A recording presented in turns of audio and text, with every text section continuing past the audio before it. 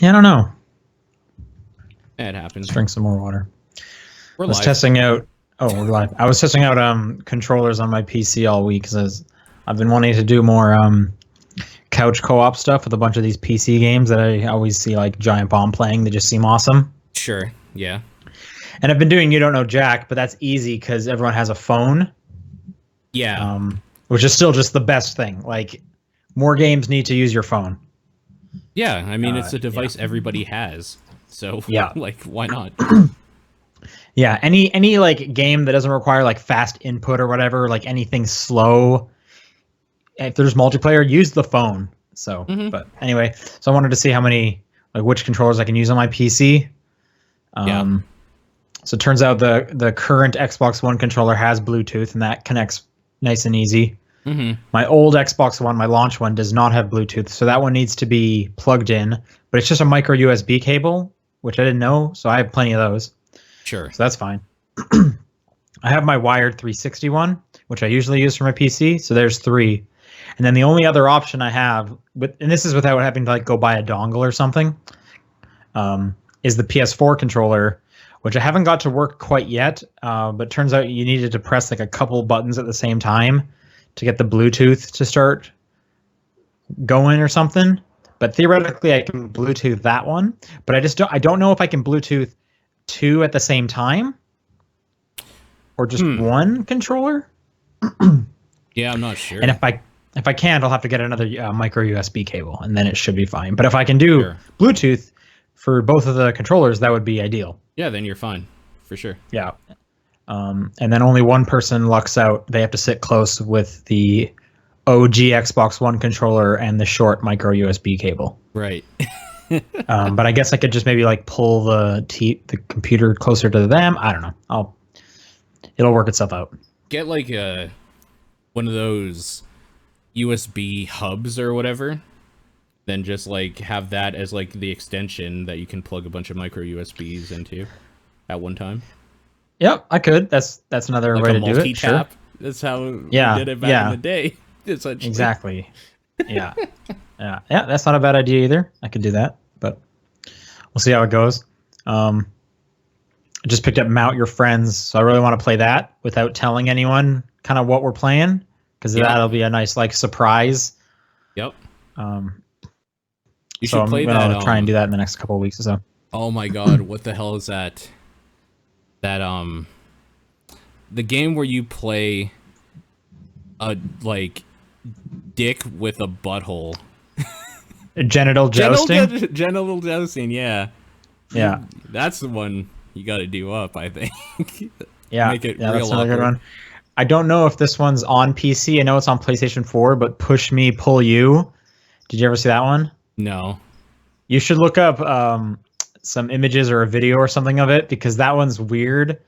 And then paint a word picture. I actually talked about this about a year ago when I was at GDC. I played it. Yeah, I did see this actually. It's like a Nobi Boy, but like competitive and kind of gross. It's grosser. It's definitely grosser. Because Nobi Boy wasn't flesh colored. That's true. No, there's a level of abstractness to Nobi Boy that helps kind of keep it like, oh, whatever, it's just colorful worms or whatever. And then this one's like that looks like a grandma and a grandpa. Yeah. That's a cat dog grandpa scenario. And they're wrestling for that ball. Yeah. That's a weird game. That has to be on PC, right? Actually, I have Steam open, which I should turn off. But let's see. I should turn it off as well. I don't know what it's on. I could look up the wiki. It's on Steam. How much is it? Well, my Steam is in Canadian dollars, so it is $17 Canadian. Okay, so probably 15 American. I guess that makes sense. Yeah. Gang Beasts is one you could look into. Towerfall. Gang Beasts. Yeah, I think I have access to most of those. Towerfall I definitely have on a console somewhere, because it's been I have Towerfall. But like Nidhogg? It's been on like a PlayStation Plus. Nidhogg I got that one. Guess the Gang Beasts. Oh, I do have Gang Beasts. In fact, I don't have that installed. Oh, okay. But I should install that. But I won't do that while we're recording. That would make no sense. Anyway, yeah, I'm gonna get a game session going sooner or later here. Hopefully, my computer can run all these games. Gang Beasts will probably be the hardest to run because it's polygonal. Yeah, I think it runs okay. Probably though, it's probably not too bad. We'll see. I mean, my computer sucks. It's cartoony, right? Like, there's not a lot of textures and shit. So yeah, I'm just wondering about all like the physics-y stuff. I don't know. Yeah, fair enough. Well, either way, it'll be fun, I think. Yep. I think you'll have some fun. Yep. Well, speaking of games, this is a video game podcast. Yeah. That John's not here. He's in Atlanta. Atlanta? Is that right? Yep. Yeah. MomoCon and work with the Runaway Guys. Yeah. Yep. Is he back next week? I don't think he's back next week either. No, not next week. He is doing his work week this week, I think, and then next weekend is the con. Okay. Yeah. And then after that, you're gone. Yeah. John comes back and then I leave. But my trip is way cooler than John's trip. Yeah, because it's not a work trip. Well, it's not a work trip, and it's also in a different continent as opposed to just.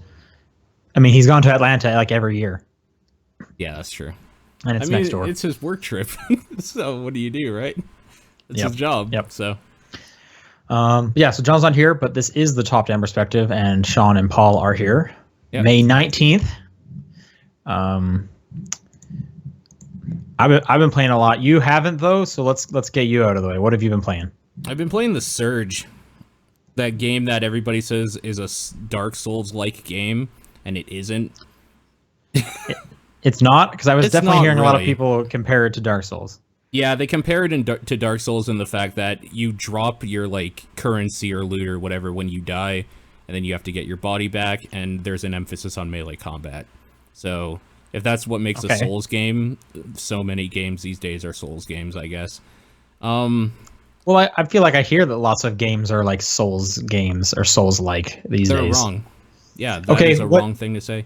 What is your 1-2 sentence description for the Souls genre? Good game design would have to be on top of the stuff that. Okay, this is the thing. That's not specific. This game plays more like a weird action RPG Dead Space than it does like a Souls game, really. And it's because the combat system does this weird thing where you're targeting different body parts to like cut them off essentially and like pick them up and they can become weapons or like body augmentations for you, which is fine. It's just a little clunky feeling to me, I think, because the problem is that when you lock onto an enemy in this game, when you're moving the like right stick or whatever on a controller, usually if you were playing a Souls game, say you're getting attacked by like 3 enemies, right? You're targeting one dude, and then if you move the right stick, it's to change targets.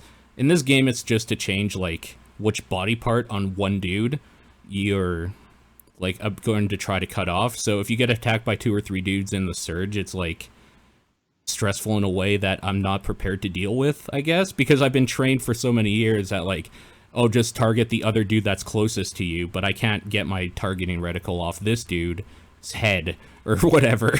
Like, I don't know. Is there no way like there might be the bumpers or something? I was trying a bunch of different stuff, but it didn't seem that way. I was told there's a combination of like maybe a bumper with another button to do it, which seems like weird that they didn't teach me that at all in the game, but I'll test maybe that's how it's Souls like, is they're not teaching you everything. Yeah, that might be it for sure. It's getting a lot of praise from a lot of people. I think it's kind of clunky and boring so far, but I don't really know what I was expecting from it. Maybe some more fluidity. Like, it feels very staggered, and I was talking to a friend about this yesterday, and I hadn't really considered that, like, maybe it's supposed to feel that way, because in the Souls game, you're like, say, an assassin dude wearing like leather, and you're probably trained for years or something to like be very agile, so you can roll good and all this shit. In this game, you are literally a dude who is like hooked into a mech suit, so maybe it doesn't make sense. You can't roll well, like, and you just do this kind of shitty jump because it's a mech. Okay. Everything's robotic, Right. and like as I was thinking about that as he said it. I was like, maybe I just have to approach this game differently. So I'm gonna give it another shot, even though I didn't really have fun the first couple hours. I'm gonna give it another shot and with a different headspace and see where we're at. But it does things okay. Like the environment stuff's okay. Maybe a little bit boring because everything feels very factory-ish. Everything's very gray with like yellow markings that like would indicate where a loader would go, and like if you're going through like a factory, right? Because you are for most of that game. Okay. So it's just kind of Are you in space? I'm not 100% sure because Like, are you on Earth? the basic story is that Earth like exists, but there's also like this space thing going on. So I don't know which part we're on, if we're in the space thing or on Earth thing. So, Okay, but there's definitely like a sci-fi element. there is a sci-fi element, maybe not as far as I would have liked. Like, it's more like a distant future than like a sci-fi. Like, there's no weird alien things. It's all just like machine things right now. Like, one of the first bigger enemies I fought was basically like a forklift, and I thought that was kind of lame, to be honest. That sounds kind of funny to me, but I mean, I don't know. It seems a little lame to me, but I don't know. I have a feeling it could go somewhere. I heard it gets crazy at the end, so maybe I should get more into it. I heard it's about 10 hours long, which is fine, probably, for me. How does that compare to like a Souls game? That seems shorter? I don't know. It's probably about the same, depending on like the person like how often you die. Yeah, the people that I heard say it's about that long are people that are proficient in Souls games, so like they pick up on the mechanics easily. Okay. So maybe a little bit longer for me. I'll say like 15 hours or so, maybe. So yeah, it seems okay. I'm kind of surprised you're not liking the setting, because I feel like from like the podcasts I've been hearing, people seem to like that because they're kind of like, yeah, I've been looking for a Souls game that wasn't just like completely brown and gray and like, you know, fantasy, and it was like a you know, a different genre, as in like sci-fi or something. And this was. It is more colorful for sure. The thing that's nice about fantasy is you can actually make monsters and weird creepy things, and this is all just fucking machines. All it is mechs and like big machinery, and that's boring. There's no like imagination that is, because there can't be really in the setting that. I mean, hey, you can have some crazy looking mechs. Transformers is cool. Yeah, they haven't gone that far yet. Maybe they do by the end, but so I'm at the end of the first area, if that makes any sense. Like, I beat the first boss and I'm in the second area now, for like what that's worth. So 2 hours in, roughly. Yeah, I don't know. The thing, I mean, I like the medieval setting. I like being a knight with a giant shield and sword and like this giant armor and fighting creepy, just weird fucking dead skeleton monsters and goo monsters and giant dragons. I don't like being a dude in a mech suit punching other mech dudes. Setting wise, how would, and I know you haven't played it, but how does Bloodborne's setting feel to you? Because that's more like Bloodborne setting I'm super into. Yeah. Okay. The Eldritch Gothic. horror. Yeah, I'm like super it's into different, that idea. but kind of similar. All right. Okay. The thing that scares me off about Bloodborne is I don't like their parry system, like the looks of it. But maybe it's just better when you play it. You just get a feel for it or something. I think it looks weird to me, but that's one game I should get to at some point for sure. Yeah, now that you have your PS4, yeah, exactly. Yeah, for sure. I guess for the Surge, I'm just mostly surprised at how much of a pass it's getting from like literally everybody. Like, people are saying it's like, yeah, it's an 8 out of 10. And like I don't see any world where it actually is, but that's fine because I mean, game scores, everything is between a 7 to a 10 out of 10, so I get it. It's fine. Yeah, I will revisit it, and if my opinions change drastically, I'm sure I'll talk about it on here. All right. Yeah, that's kind of it, though. Okay, I've been playing a bunch. I'll start with. So I played some more Zelda. Okay. Still good. I actually just went ahead and beat it. Okay. Yeah, I know I kept saying how I was just going to push it off, and just slow down and slowly enjoy my time with it. But there was just a part of me last weekend I had a bunch of free time and I was playing that game and I was like, I should just like see the ending so that I can start reading all these like spoiler articles, or I can be part of those discussions. And even that. So I did beat it. I still plan to go back and do more because like I've only done like half the shrines, and I still got quests I want to do and stuff like that. But yeah, part of me just wanted to to do that final section, which start to finish, that final section was like 45 minutes long. Yeah, so it was pretty short. Like you're talking about the whole like castle area, like that start of that area to the end. Yeah. Yeah. When I did my approach, I found a shrine right out front of it, which was great. I was like, oh, perfect, in case I want to go away or something. So from like that shrine to credits was about 45 minutes, which I was surprised to see. But I thought the castle was cool though. It's huge. Yeah, there was it's real dope. Yeah. There was a cool mini boss inside that castle that I wasn't expecting, and you get a pretty cool piece of treasure afterwards. In fact, everything the enemies were dropping in the treasure chests in that castle was awesome. It was better than like everything I had. It's so good. Yeah. So that was pretty good. And so like I said, beat it. Probably still gonna go back and play some more of it, but I'm glad to kind of have that check mark on my list. Did you hate the ending as well? Because I know John hates that ending for whatever reason. I think it's good. So I thought it was fine. I'm kind of curious why he hates it. Yeah, I don't understand. Like maybe the boss fight was I hear some people saying it was kind of easy, but I thought it was about as hard as all the other bosses. Like, I don't know. Then again, I'm not really playing this game for the combat. I'm kind of just like I don't know. I don't know why he hates it. I'll have to ask him. I'm a little curious myself. Yep. Sticking with the Switch, I've played Kamiko, which came out a week or two ago. Mm-hmm. This game is $5, and it's like Zelda Light, and I would actually quite recommend it. There's quite a bit in here for just $5.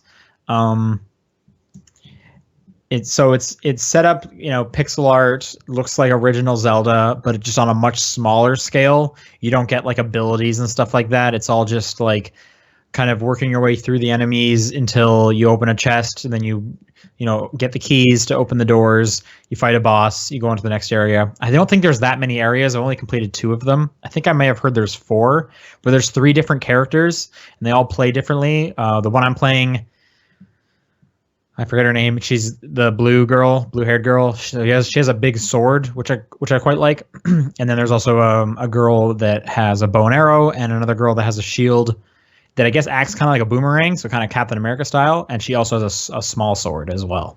Okay, cool. And they all play differently. So it's $5 if you have a Switch and you're looking for something to play. I would recommend it. I'm actually surprised it's this cheap for what I'm getting at. But the music's real good. I like the way it looks as well. So that's a pretty cool thing. What else? I've been playing Lara Croft and the Temple of Osiris with a buddy of mine because that just dropped on Games with Gold. Yep. Okay. This is that second isometric multiplayer like dungeon Lara Croft crawler game thing. Yeah. Yeah. The first one was Guardian of the Light. Yep. I liked that game. I didn't play this one. Yeah. And me and my friend went through that one together. So when this one went for free, picked it up. It's been on PlayStation Plus for a while, or it was a while ago.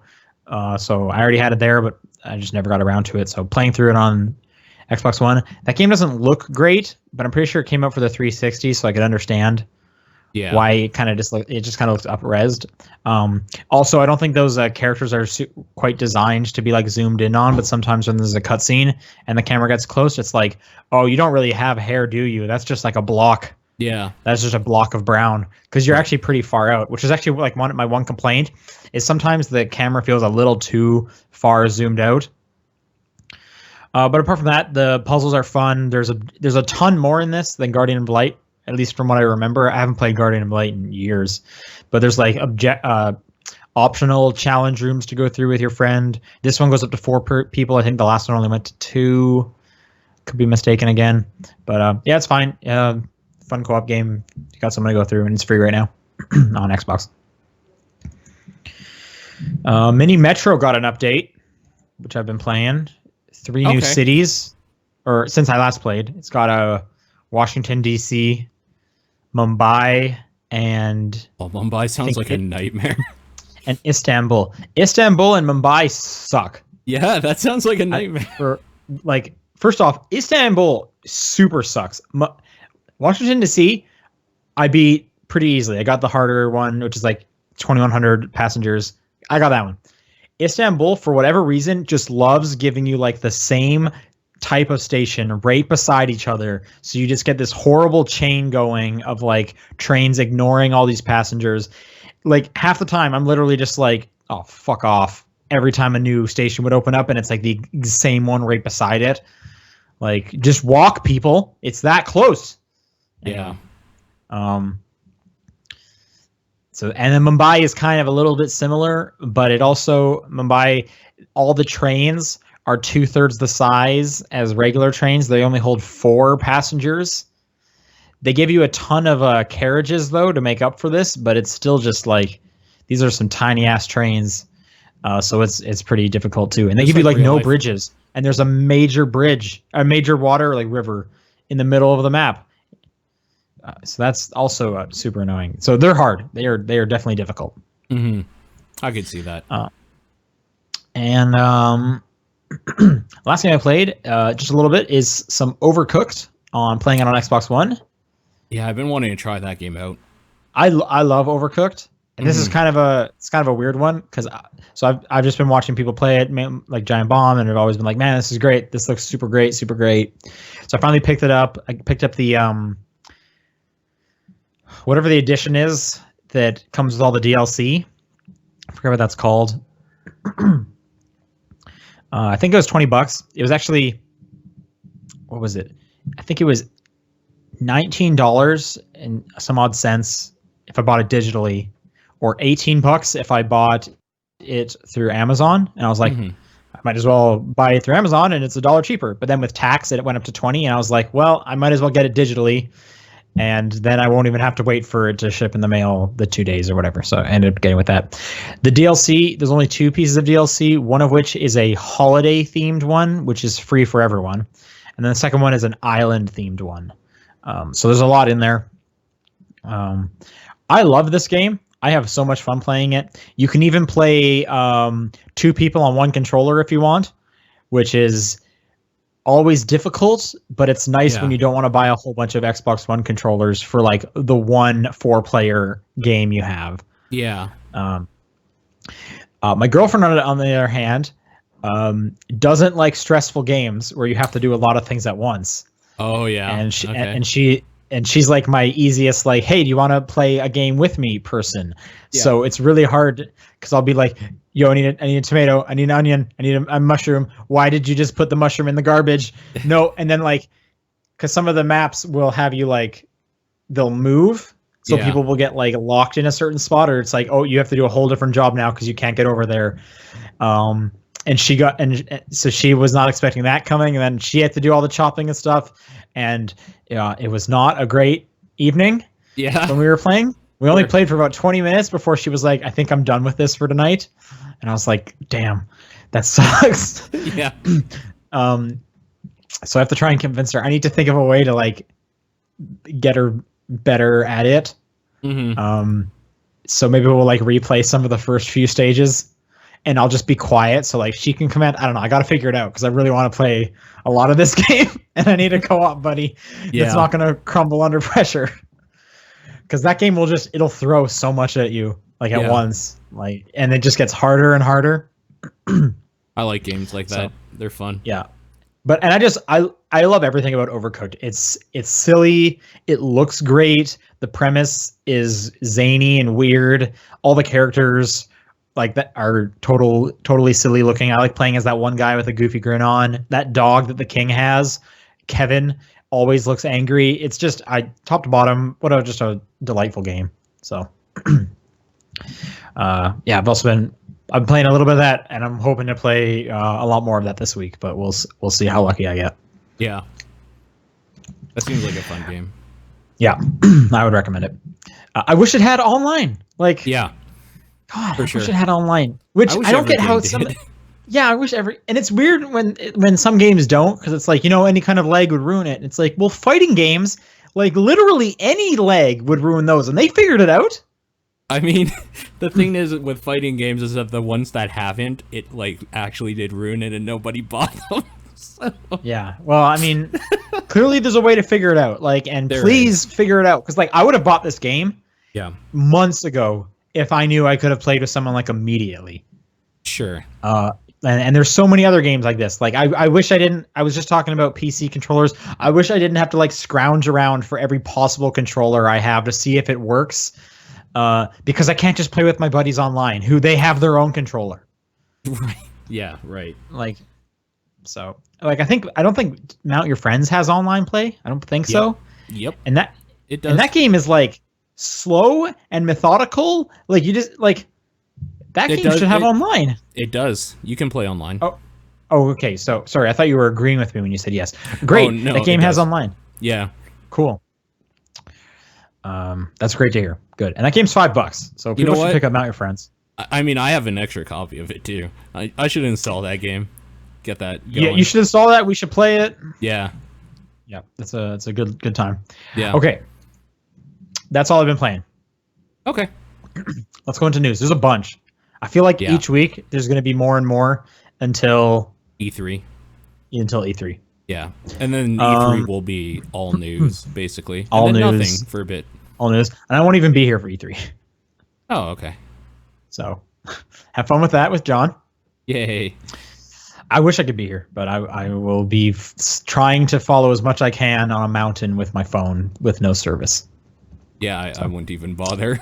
Yeah, being on a mountain. Yeah. All right, showstopper. New Life is Strange is being worked on right now. Yep. Donut Entertainment basically put out a little video saying, "Hey, thanks for 3 million players." And the Don't Nod team, the team that worked on the first Life is Strange, is working on Life is Strange 2. Yep. No other news. But this is good to hear. Life is Strange was my game of the year that year. That was 2 years ago, 2015, I believe. It was high up there for me too, for sure. Yeah. What do you want to see? A new story. I don't want to see anything with Max or Chloe again. Sure.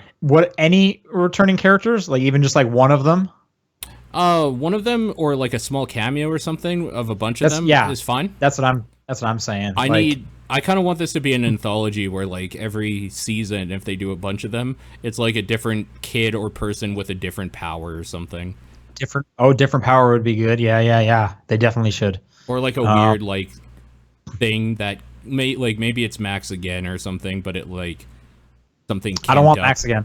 I don't really want Max again either. Yeah. Max had her story, and she already went through like the apocalypse once. So if they did it again, they would have to make it. They would have to make it even bigger. And it's like, no, just Life is Strange was so good because it was like this small, like personal thing.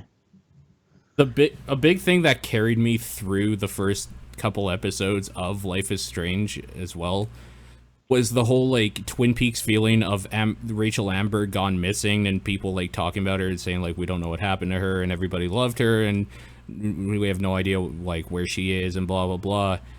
And like I don't know if they can do that again, if they can capture that magic again, or if it'll feel like weird if they try something like that again. Like that was a big part for me, because I didn't care about a lot of those characters until like maybe episode 2. halfway through. I Well, didn't care about them. here's the at thing: is first. like, what do you want to continue? Do you want it to be kids again? Do you want it to be powers again? Maybe the through line is it's always about a missing kid. Maybe that's the connection.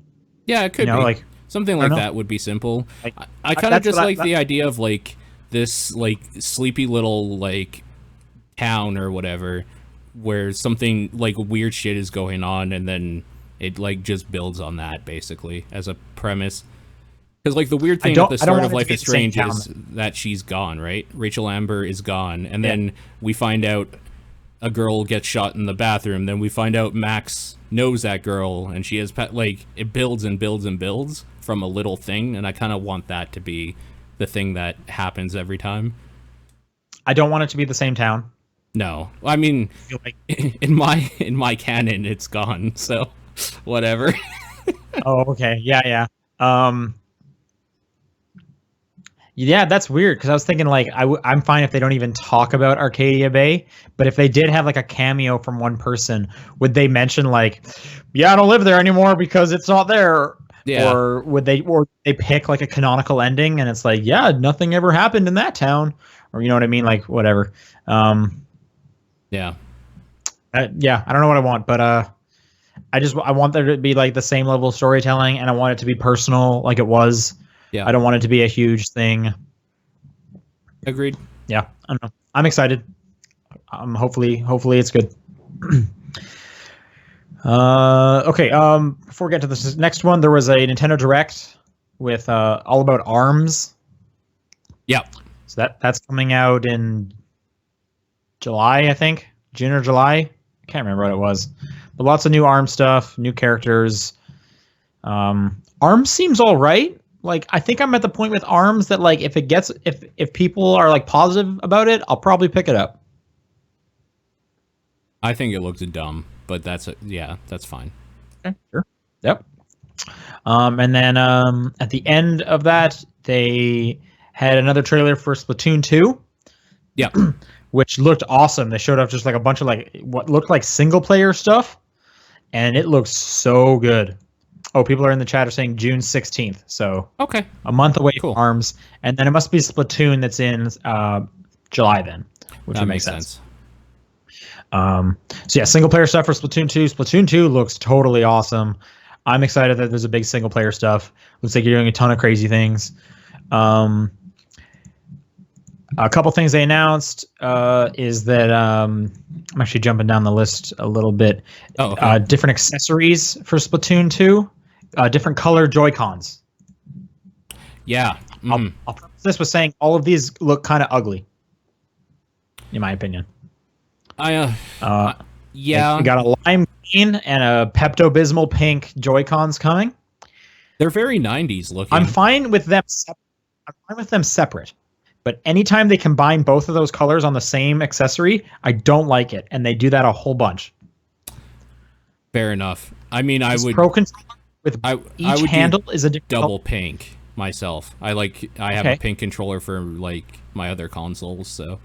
Okay, sure. Yeah, no, I'm fine. Double pink, double green looks fine. I think the Switch with both of them doesn't look good. The Pro controller with both of them.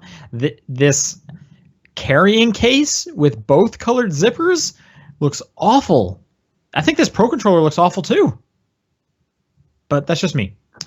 Yeah. It's very 90s, like extraordinarily so. Even on the black, there's like the faded graffiti and like splotches and stuff. And as a person who grew up in the 90s, I didn't like it then either. So I'm with you on it being ugly. Yeah. Like I said, if it was just one of each color, that's fine. Yeah. Although this Pro controller, I don't even really like how like just the weird split. Like here's the black version and then here's the green version. Yeah. I don't know. I'm just I agree. Not a huge fan of it. But in Japan, going along with the release of Splatoon 2, Japan is actually getting 3 different versions of the standard game. I thought this was just a little interesting. So they're getting the retail version. You know, you get the game card, you get the box. Yep. There's the digital version, which you can download, or you can buy a little slip of paper at stores. We have those too, where you basically are buying a code. Yeah. And Japan is also going to be selling a boxed version of the code. Oh, okay. So it's you get your download code, but you also get the retail box without the game card. You know what the weirdest part about this is? They're all the same price when one of them has a physical manufacturing fee associated with it, I would think. Yeah. Yep. Yeah, they are all three at the same price. So, which is 6,400 yen, which is about 60 bucks. Yeah. In America. I don't know. I kind of wish John was here. He's kind of way on the collecting and not on the digital, but maybe if he got the case, he'd be into the digital. I'm kind of curious what his thoughts are. That's a good point. I would actually probably be fine with that too. For portable stuff, I want a digital, and the Switch is portable to me. I want the thing digital, but having the case is fine. Like I don't really care if it's taking up shelf space. I like having look at my collection of games. So like that's actually kind of cool to me, as long as it doesn't cost more. What would you do? What would you be your preferred purchase version be? Physical, just because I've been burned on digital a few times. Okay, just total physical the whole way. Like, I mean, for example, the other day I put in my Xbox 360, plugged it in, and like played Prey, that old one, for a little bit. Okay, and like that wouldn't be a thing digitally that I could do. Like I just like being able to put the media in and play an old version of that game. Even. What are you talking about? On the 360, everything's tied to your account. You could have just downloaded it again. Well, if servers go down, like it's dead, right? Oh, that's the problem. Yeah. That's true. Yep. That's really the only thing. Okay. I like my digital games downloaded. That's why I get the big memory card on my Switch, and I'm good to go. I mean, for mobile, like I have the 2 Pokemon games on the 3DS that came out, like digital, and a bunch of digital stuff because it's just nice to be able to click a button to play and not have to like carry the cartridges around. But I don't know. It'd probably be the same for me for Switch. Even though, I'm the same way, but my carrying case has like 24 slots for game cards if I wanted to. So if I did end up with a physical one, I could carry it around. But I'd much rather just have it straight on the Switch, not have to worry about switching it up. I like that. So sure. The Witcher is getting a Netflix series. Yeah. I think this may have already been known. Well, they've been rumored to be shopping it around for a while because it was supposed to be a movie. And it's not a movie anymore. It's a series now. Okay. So coming to Netflix. And it's an adaptation apparently on the novels specifically. Do you know any? You played the games? Did you read the books? I didn't read the books, no. Okay. All right. Yeah, I was trying to think like what's your preference, but are you excited? You're into the games. Yeah. I think it could be cool. I'm just thinking it could be basically like Game of Thrones, but with like creatures instead of assholes. I'm sure when someone was shopping the script around, they were like, think of Game of Thrones, but this. With like Buffy the Vampire Slayer or something. Like, I don't know. No real news on if it's live action, if it's animated. I'm assuming it's probably going to be live action. I would assume so. Who do you want to play? Is it Gerald? Oh wait, the Oscar-nominated visual effects studio Platige Image SA, Platige, I don't know, is doing the show. It doesn't specifically state if it's animated, but this is a visual effects studio that's good, like you said, there's tons of monsters, so they're going to need some special effects and some CG for sure. So, who do you want to play the main guy? Oh, I don't actually know. I was having a conversation with Nathan the other day, and I just realized I don't know like new actors at all. Well, you can pick old actors. Okay. Stanley Tucci. Stanley Tucci is a really, really dumb suggestion. I really like that. Paul Giamatti. Paul Giamatti like comes to mind every time Stanley Tucci gets brought up to me. So yeah, they're very similar. They're very, very similar. I'm trying to picture an actor in my head that would do him justice, like maybe like a Sean Bean or something. He's done. I could see that. Okay, he's done that type of role before of just being a dude with swords. Okay, let me raise you, Owen Wilson. Yeah, get Luke Wilson in there as well. Owen Wilson is The Witcher. Yeah. People in the chat are saying Gerard Butler, Vin Diesel. I mean, Vin Diesel, like, has that movie where he basically plays The Witcher, right? He's a fucking demon hunter. Oh, Riddick? Movie. Talking about Riddick? No, what the hell was that movie? Let me look it up here. I can't remember, and it's gonna drive me nuts until I look it up. Nicolas Cage. What was that one where The Last Witch Hunter is like actually what it's called. What's the Nicolas Cage one where he's like hunting witches? Season of the Witch? Maybe Season of the Witch. I don't know. Most of these suggestions, at least all of mine, have been bad. So, all right, moving on. Far Cry 5 is definitely happening. Sure, that makes sense. Are you excited? I mean, I played 4 in Primal, so I'm sure I played 5 already. I'm just excited to see what new skin they put on it. Those the general games have all been the consensus same. is it's got to be a step forward because Horizon already ate their lunch. I could definitely agree to that. Yep, it's true. So we'll see what happens. I've been hearing rumors about some kind of maybe like a Western Colorado setting. That would actually be super interesting. Like I'd be into that. kind of doing some Red Dead kind of stuff.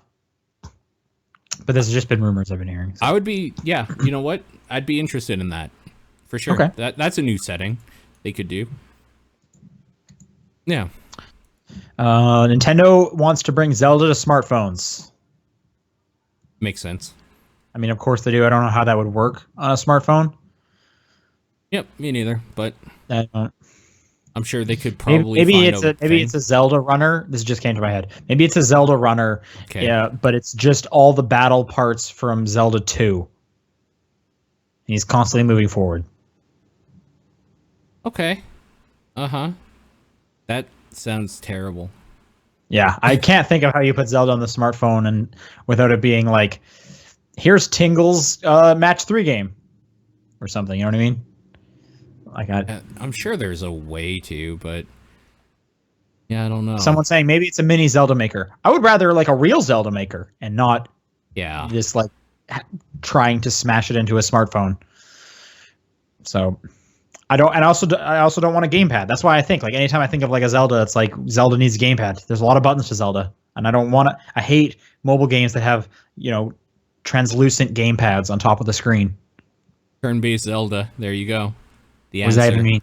What is that even? That's not Zelda. Basically, what's that game? That Final Fantasy Record Keeper, but for Zelda, essentially. I guess, yeah. So I guess we'll see. They also mentioned in this is all the Wall Street Journal when they were talking to Zelda, said Animal Crossing is coming in the second half of 2017, which makes sense because the first half of 2017 ends in a month. Uh-huh. Yep. I hope that is good. Yeah. Yeah. So I don't know. See what Zelda is. Phantom Dust kind of just came out this week, the remastered version, and it's free on PC and Xbox. Yep. I've never played Phantom Dust, but I guess now that I have it downloaded, it's free. I might as well try it out. Yeah. Attachment to Phantom Dust? No, not at all. But it's free. You're playing on the PC? Yeah, probably. I'll check it out. It's free. Here it's a card battler. Okay. Sure. So, Metal Gear Acid 2, anyone? I never did play Metal Gear Acid. I heard it's okay. It's okay? Yeah. Sonic Forces was announced, and you can make custom characters so all your sex hedgehogs can come to life. Oh, man. I've been waiting for my sex hedgehogs to come to life. Yeah, you're tired of all the drawings. It's been 14 years that I've been dreaming them up, so. Yeah. Like, all I could think of when I saw Sonic custom characters was like, oh god, it's finally happening. I'm actually surprised it took this long. Yeah.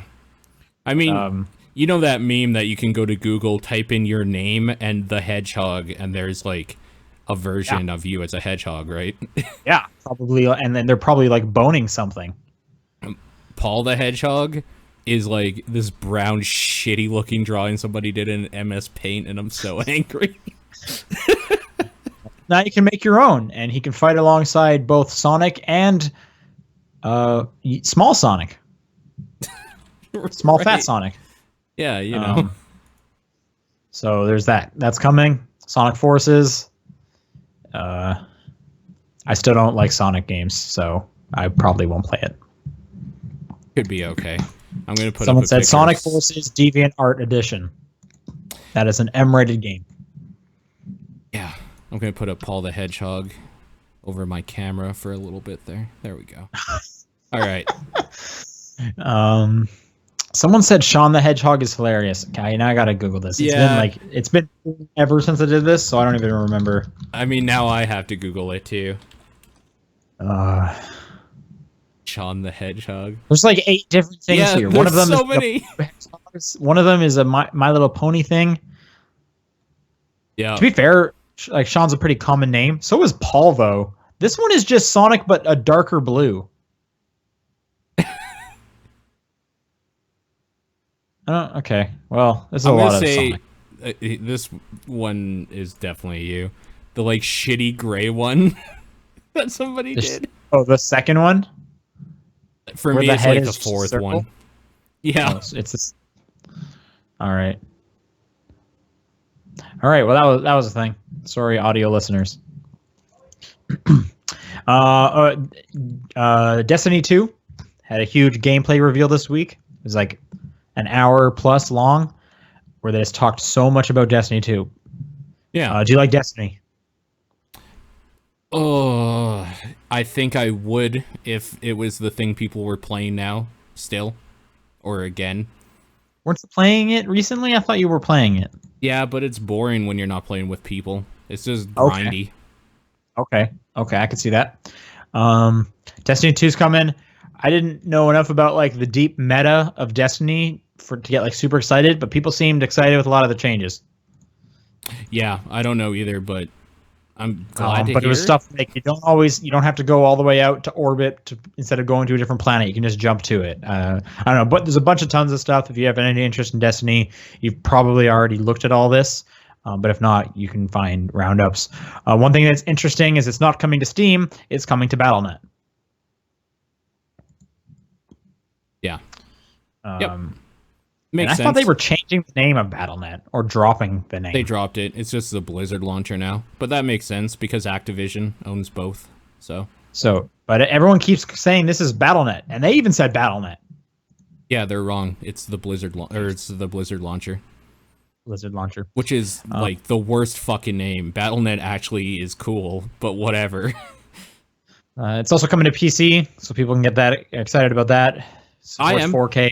I'm excited to do that on PC, for sure. There you go. I'm gonna play it on the PlayStation 4. Yeah, with where the other one you have makes sense. Well, it was everywhere. Pretty sure it was on Xbox as well. That's just I have the PS4 version in the first one, so yeah. Stick with that.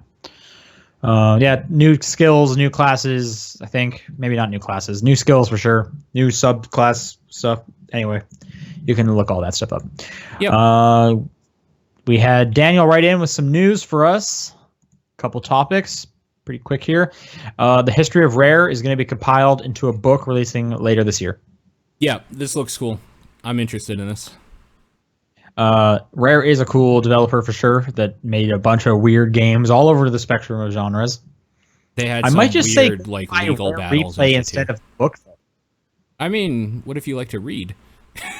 That's just saying, like Rare Replay is also a great like collection of all of Rare's, well, not all of its history, but a huge swath of the history, and it comes with a bunch of like bonus videos and stuff. But you can't play like any of the N64 stuff, or not any. A lot of the N64 stuff is not on there. I think it'd be cool if they had like a code for Rare Replay or something in the book, like in a slip or something, as like that'd be very cool. Yeah, this is like secondary material. These are the games we're talking about. You can like check out for yourself or whatever. That'd be neat. That'd be super cool. Yeah. And that game, like Rare Replay, is already, you can find that thing on sale for like $15. Yeah. Every like few months. So. And last one is that King of Fighters 14 is coming to PC on June 15th. Yep. Pretty cool. All right. Let's move on to some questions. Paul, where can people send questions? TDP Podcast on Twitter, topdownperspective@gmail.com, facebook.com/topdownperspective, John's P.O. Box. I feel like there's one I'm missing. Oh, the Discord. Discord. Yep. Yeah. And actually, speaking of the Discord, a little bit of housekeeping here. Just want to say thanks to everyone who's keeping the Game Exchange little thread alive. I feel like each week, there's a few more games in there, and everyone's being nice and courteous in that and following the rules. And if you haven't heard about the Game Exchange, check out our Discord, where people just post codes for free games and kind of share the love. Yep. And what's really nice is people, when they take the game, say they did, so the other people can cross it out, so you're not like trying codes that don't exist. Yeah, they don't work anymore. Yeah, it's good. Okay, I'll read this first one from James. Okay. And he says, one of the biggest reasons that I don't get into more RPG games, RPGs, is because in those games, usually you have a plethora of characters, but a limited number of party slots. I want to use all the characters, and the characters are tied to the stories, so it would feel wrong not using everyone. As people who have played a good amount of each genre, what advice would you give me to help me overcome this hang-up of mine? Find the characters you resonate with the most, and then ignore every other fucking character in that game. And just I agree with you to a certain extent, but sometimes it's like, you know what, you need a healer. And sometimes the healer is like an uncool old lady. Yeah. That's like the biggest bummer is when that happens, for sure. Yeah. Like I know Tales of Berseria, I'm not a huge fan of the little kid that's in your party, but he's like a really good magic user.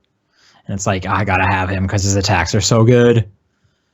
At this point, depending what game it is, look up online what people suggest you have. If you kind of don't care about the characters really, and they're just the vessel in which you do the gameplay stuff easy, like to get through the story, to see that story, look online to find like the min-maxy version of which characters you should have and like what you upgrade on them, and then just follow that to get through the gameplay stuff.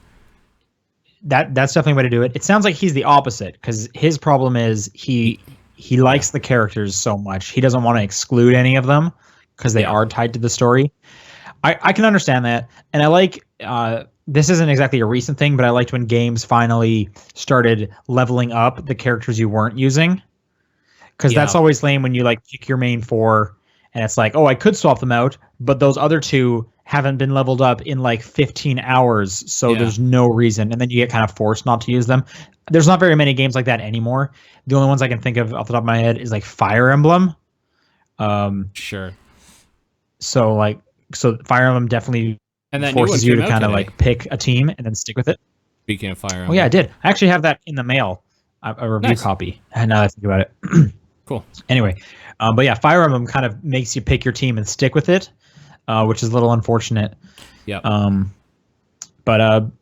Yeah, I don't know really know a full way to get around that. Berseria does kind of a nice thing where you do have your main four that you fight with, but within a fight you can swap characters, kind of tag team style, and they'll come in and do like some combo attacks and stuff. Sure. So you can kind of use them a little bit more. But off the top of my head, I can't think of, like, you just kind of have to get past it. You gotta pick the four you like the most, or the 3 or the 5 or whatever game it is, and just play with them. And at least you get to see them in the cutscenes. And the annoying thing is that some games, some RPGs do where you have like multiple of a role. Like you'll have like 3 different characters, say, but they're all the same type of healer and get the same spells. So now it's like can't use all 3. Yeah. So like, which one should I like? Yeah, it can be shitty. I had that issue with Berseria 2, because there's this like sword dude you get pretty early on, but then you get this other cool guy who like punches stuff, and I like them both, but they're basically the same, like the equivalent role of the same character. Yeah, same role. So it's like, I want to put you both in here, but I need a spot for a healer. I need a spot for like a super magic user, and I'm not switching out my main girl because she's my main girl. So it's like one of you has to go. Or the annoying, like, let's talk about Final Fantasy X or 10 or whatever for a second. How like I didn't like Riku at all, but she's the only one with like the steal ability, and you need that to get certain items from some boss characters. So you would need to like tag her in to use steal, hope she doesn't get hit in one shot because she's level 10 where everyone else is 90, and then like tag her out or whatever. I don't know. I hate when they do that too, where like a character has an ability and no one else has that ability.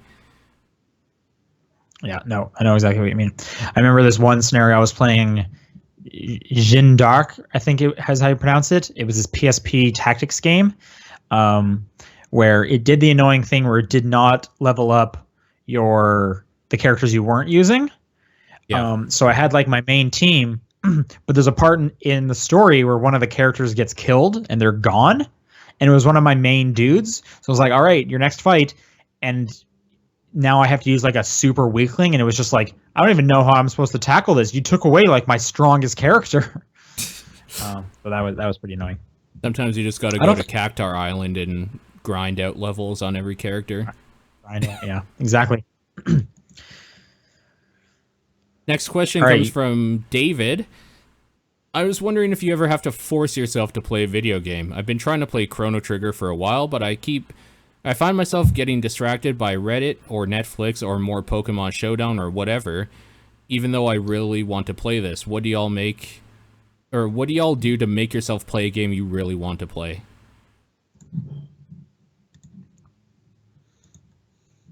Make you play. Sounds like you really don't want to play the game. This is kind of what I'm getting at too here. Okay, I mean, the easy answer here is think about the game that you think you want to play, and then just like remember the awesome part. Like, oh man, remember when that thing happens? Yeah, that's really cool. Let's at least get to that part. That's only an hour in. And then maybe you remember another part that you thought was cool. Like, give yourself little goals when playing the game. But what if it's a new game? You don't know like a cool thing's coming. Like you passed a cool thing and you don't know if it's going to happen again.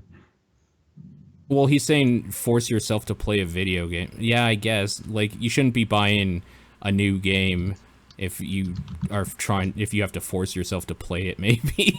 It's the answer. Well, that's the thing. Maybe he didn't know. Maybe he didn't know and it's just like crap. So I'm trying to think. I have that a little bit with Tales of Berseria now where I don't want to sit with that game too much because there's other stuff going on, but I have to keep forcing myself to go back to it so I don't forget that battle system. So for whatever reason you have your game and you need to continue with it. I don't know, schedule just do an hour a week. Yep. Hour on the weekend, just kind of get through it But it just sounds like you don't like the game, and you know what? Not finishing the game is not bad. Maybe watch a Let's Play. You know what's hard though is if you have to review a game, like you actually that is have definitely to play it. Hard. Yeah. Oh yeah. You're preaching, man. That's definitely hard. That's a different story, kind of, but there's been that's a completely different story. But there's a number of times where I've just been playing this game and it's a long one, and I do not like it. Yeah. And it's just like, oh my God, just get through this game. And then at that point, you stop doing side quests. You just stop talking to every single NPC you find. You stop searching for every little cool weapon, and you just beeline it. Yep. And then it's done. And then you're done with it. We can move on. But again, I know this person is reviewing a game. If you're really not into that game, put it down and come back to it when you are. Like, that game's not going anywhere. Yep. Like, I don't see why you would need to force yourself to play through a game. Yep. And worst case to worst, I think watching video of it is good too. Like, for whatever reason, maybe you're just like you can't beat a part, it's too hard, or you just want to be part of the zeitgeist, but you don't want to play it. Yeah, just watch a Let's Play. That's true. Tackle it like any other chore. Otherwise, like if you just feel like you have to get through it, you just gotta sit down and do it. You just have to get it done. Yep. Every time you're like, oh man, I want to watch some Netflix, just tell yourself, no, wait, I have to play this game. I have to sit here and play the game. Maybe put Netflix on your laptop beside you while you kind of do both or something, but keep that game on. Yep. All right. Nagima Freak says, has there been a scene in a movie or game that left a black mark in an otherwise great film or game? Reason I asked this question is I adore Persona 5, but it has an offensive scene of gay people being portrayed in a bad light. Having gay friends, this joke really rubbed me the wrong way in an otherwise great game. I've heard this a couple times from Persona. Specifically with like this Persona 5, this scenario. I'm trying to think of another part. Movie or game? I know I definitely have an example in a movie. I really like the movie Dan in Real Life with I'm blanking on the actor. Michael Scott from The Office. Oh, Steve Carell. Steve Carell's in it. I really like that movie. But there are definitely scenes in that movie where I think they are cringeworthy. I think they're dumb, and I skip them. And luckily, I've seen that movie before. But I feel like if you're looking back on this on something to say like, I didn't like this part, you've probably seen it once before, so you could probably movies you can just skip it. Games it's kind of hard. You can't really just skip a section unless they have like level select and you've already played through it or something. But like RPGs, you wouldn't be able to do that. So Persona 5, like how do you tackle that? Yeah. This exact question came up on another podcast I listened to, Waypoint Radio. And the person was also kind of added on to the question, like, normally I'd want to like vote with my dollar, but I've already bought the game. Bought it. Yeah. Yeah. So like, what do I do? Do I just not buy Persona 6? Or do I like, I hope they fix this? And that's a weird one. Like, and then it comes down to it, like, at what point are you then like promoting these viewpoints? You know what I mean? Sure. And then, which then got me thinking that there's tons of like authors or like movie stars that have just like they've done something awful, whether it be like they were racist or they're homophobic or they say something that's awful and you realize their belief system sucks. Sure.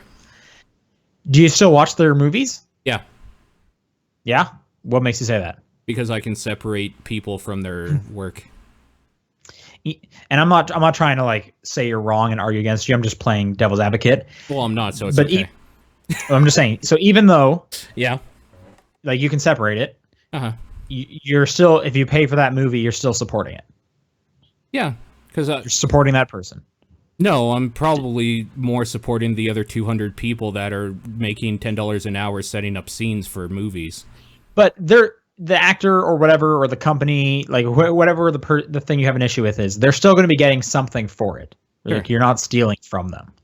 Sure. So in some way you are voting with your dollar that like I'm supporting this. Yeah. You know what I mean? So if it's good, if it's good work, I don't mind supporting it. Yeah, no, for sure. It's weird. I think it's weird for everyone. I don't exactly know where I stand. I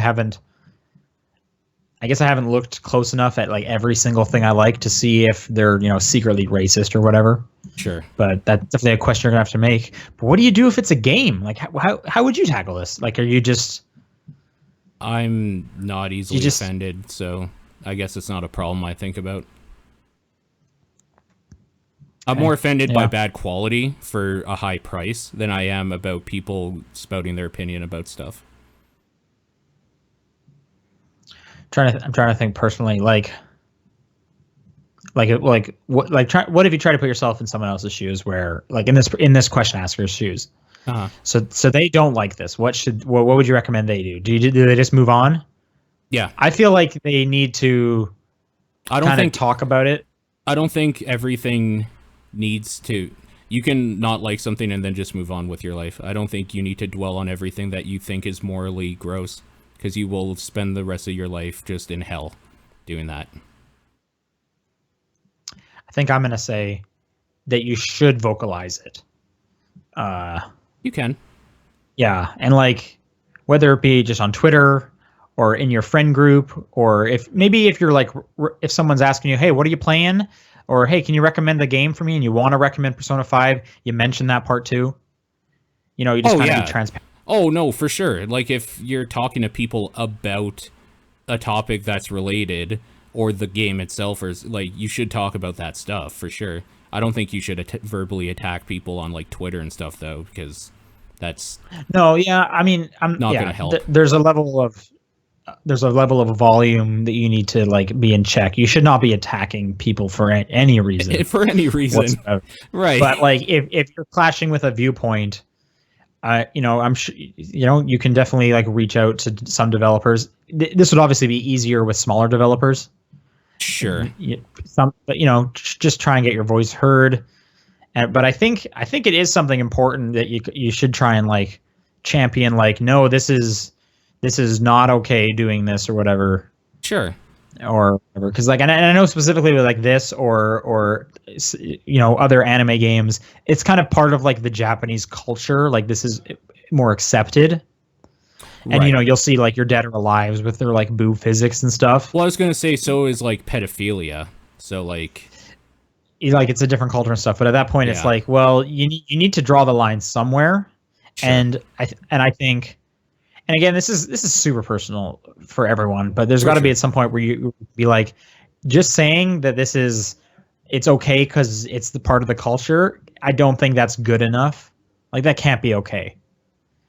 And I'm not trying to say like my culture is better than yours, but like there are definitely some things cultures do that I am just like, that is no, I do not agree with that or whatever. Sure. So I think you just gotta, I don't know, in some cases wear it on your sleeve.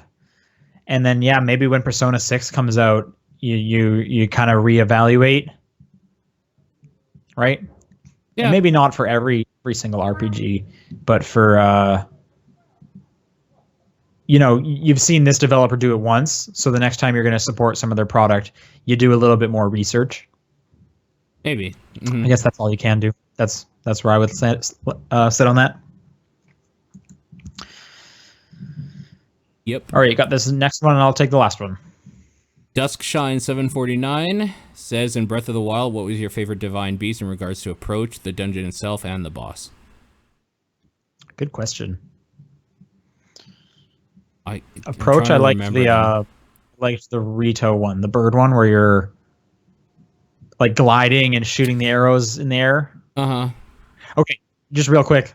Anyone hasn't done them all, I guess real brief spoilers on this. We'll try not to do like story stuff, but if you don't want any kind of spoilers on beasts you haven't played yet, maybe skip ahead to the end of the episode.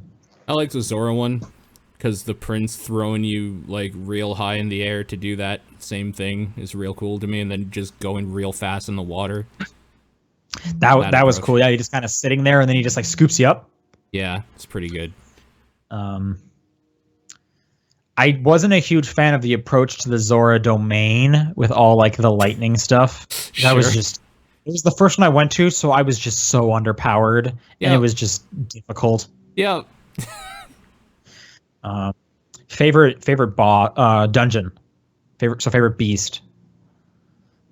Okay. I'm trying to remember them. What's the one that starts off all dark? Is that the Goron one? Sounds probably correct. Like it's pitch black, and then you have to like turn the lights on.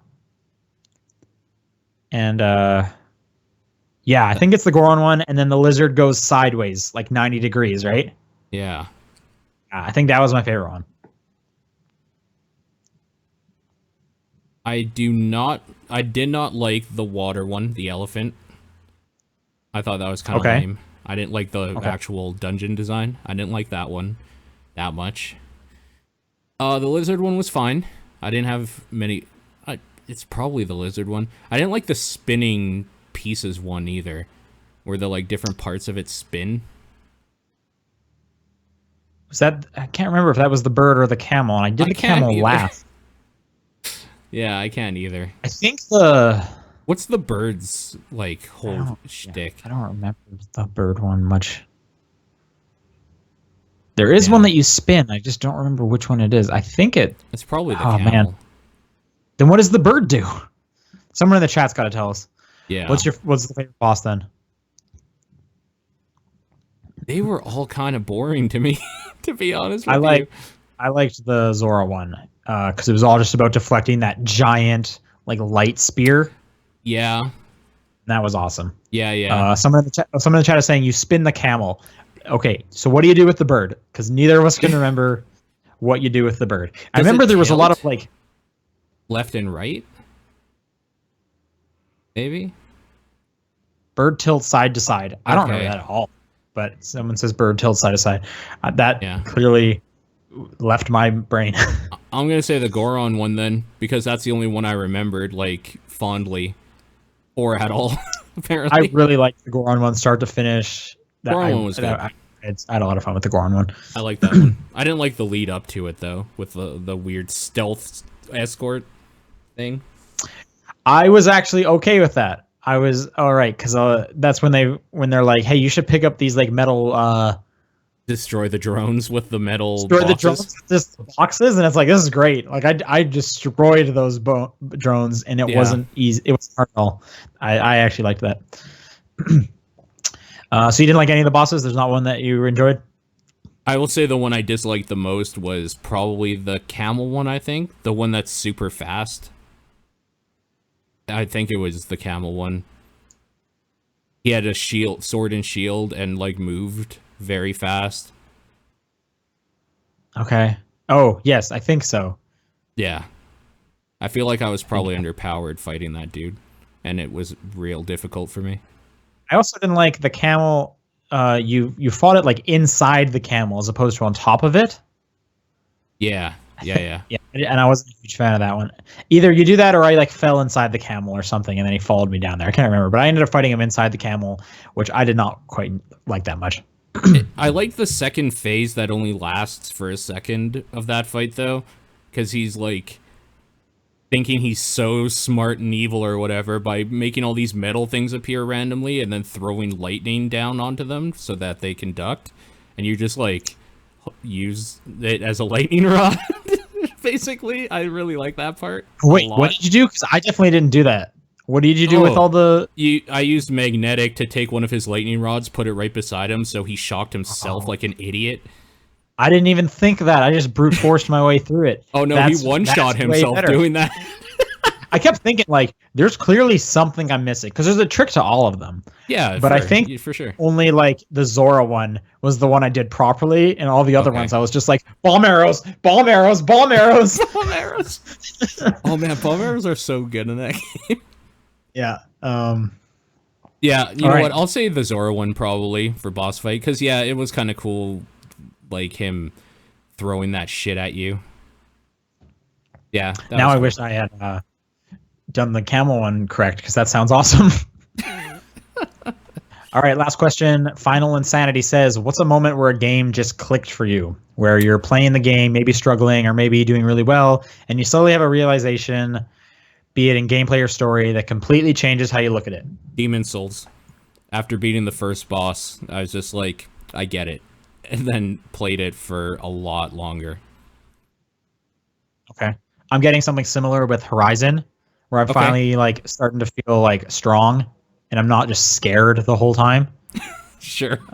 Yeah. I just did this one mission. I think it was called like the Cauldron, and you're in like this huge like metal base, and then there's like this this fire dinosaur thing at the near the core. Mm-hmm. Just was kicking my ass. And then I finally was like, all right, I'm putting the traps directly underneath you. I am no longer waiting for you to step on the trap. It's going right underneath your foot. So you can't even stand up, and then just wiped the floor with them. Yeah. Anything story-wise? I feel like both of those were mechanics-based, like just skill-based. Was there a part in a game where something happened in the story and you're like, oh, this is actually awesome? And I'm actually going to say Horizon again, pretty early on. Okay. And I'm going to say why, because it's story stuff. But Horizon story, like, it's pretty cool, pretty quick. The Mass Effect story was like the reason to play that game. When you find out what's actually going on with Saren, was kind of like a pretty big like, oh, this kind of changes everything about this dude. Yep, that's true. Yep. It's just unfortunate that you find that stuff out at the end, basically. Yeah. But whatever.